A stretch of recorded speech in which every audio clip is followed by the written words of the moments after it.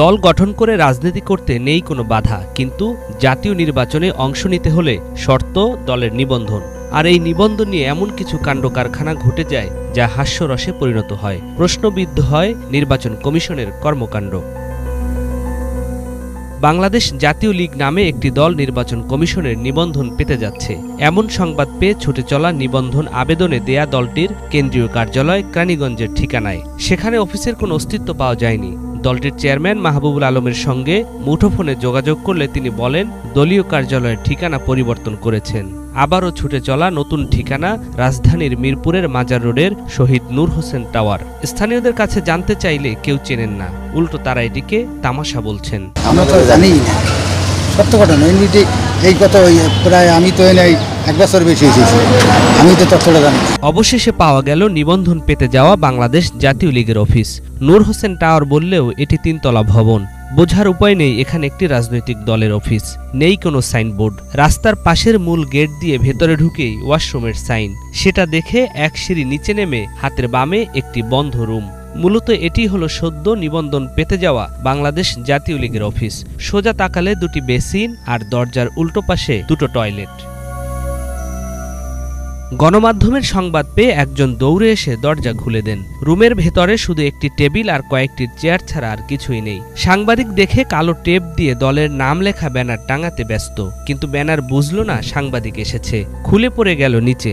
আবারও ব্যানার টাঙানোর প্রাণান্তকর চেষ্টা। যিনি ব্যানার লাগালেন তার নাম কাউসার হামিদ। পরিচয় দিলেন ঢাকা মহানগর উত্তরের সভাপতি। ভবনের নিচে তার রয়েছে একটি মুদি দোকান, কিন্তু তিনি কোনো কথাই বললেন না।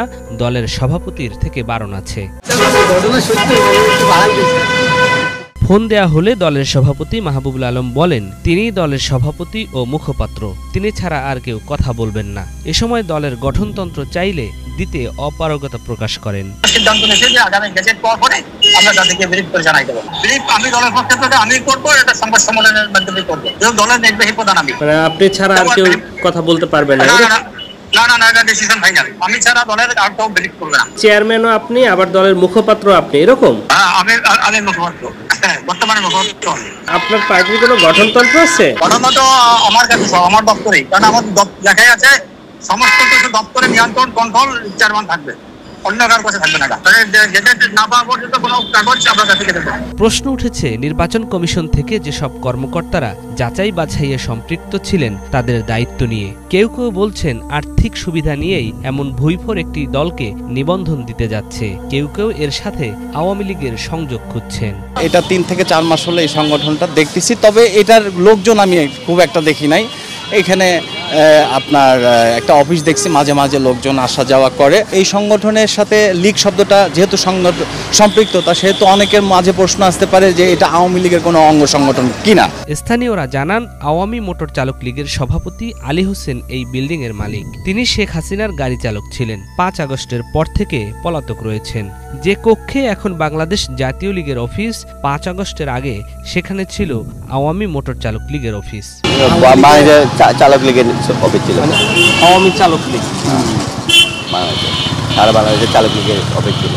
নিবন্ধন পেতে ইসির শর্ত অনুযায়ী কেন্দ্রীয় কমিটি সহ একটি সক্রিয় কেন্দ্রীয় কার্যালয় থাকা আবশ্যক। কেন্দ্রীয় কার্যালয়ের অবস্থা আগেই দেখানো হয়েছে। এছাড়া 1/3 প্রশাসনিক জেলায় সক্রিয় জেলা কার্যালয় এবং অন্তত 100টি উপজেলায় কার্যালয় এবং প্রতিটিতে সদস্য হিসেবে অন্তত 200 জন ভোটারের তালিকাভুক্তি থাকতে হয়। বিভিন্ন জেলা ও উপজেলায় কোনো অফিসের অস্তিত্ব পাওয়া যায়নি। এছাড়া দলের কেউ অতীতের সংসদ সদস্য নির্বাচিত হয়ে থাকলে বা আগের কোনো নির্বাচনে 5% ভোট পেলেও নিবন্ধন পাওয়ার যোগ্যতা হিসেবে ধরা হয়। সে হিসেবে 1969 সালে প্রতিষ্ঠিত বাংলাদেশ জাতীয় লীগের সভাপতি আতাউর রহমান খান ঢাকা 19 আসন থেকে সংসদ সদস্য নির্বাচিত হন 1973 সালে। পরবর্তীতে শেখ মুজিবুর রহমানের নেতৃত্বাধীন বাকশালে যোগ দেন। শেখ মুজিবুর রহমানের মৃত্যুর পর বাকশালের বিলুপ্তি হলে তিনি জাতীয় লীগ পুনরায় সংগঠিত করেন। আবারও এমপি হন 1979 সালে ঢাকা 21 আসন থেকে। এর বাইরে আরও একজন সংসদ সদস্য ছিলেন কুমিল্লা 13 আসন থেকে অধ্যাপক মফিজুল ইসলাম। 1983-84 সালে 7 দলীয় জোটের অন্যতম সদস্য হিসেবে আতাউর রহমান এরশাদ সরকারের সামরিক শাসনের বিরুদ্ধে আন্দোলন করলেও পরবর্তীকালে মত পরিবর্তন করে এরশাদ সরকারের মন্ত্রিসভায় যোগ দেন। বিলুপ্ত করেন জাতীয় লীগ। নিয়াজ মাখদুম, বাংলা ভিশন, ঢাকা।